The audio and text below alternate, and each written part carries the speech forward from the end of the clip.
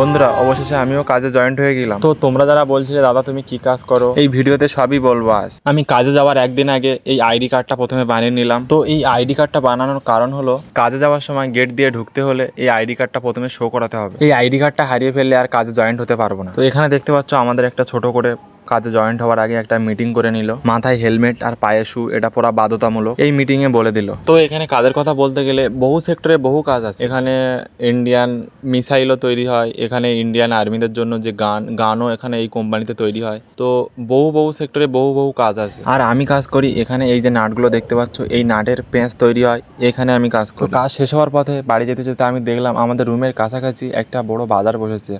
তো আমি দেখে তো পুরো অবাক হয়ে গেলাম, রাতের বেলা বাজার, আমাদের ওখানে তো দিনের বেলা বাজার হয়। তাই যেতে যেতে ভিডিওটা করে নিলাম। তো তোমরাও দেখতে পাচ্ছ বিষয়টা খুব সুন্দর লাগছে। বিষয়টা দেখে তোমাদেরকে কেমন লাগলো অবশ্যই কমেন্টে জানিয়ে যাবে। তো আমরাও এখান থেকে একটু বাজার করে নেব। আজকের ভিডিওটা এই পর্যন্তই। সবাই ভালো থাকবেন, সুস্থ থাকবেন।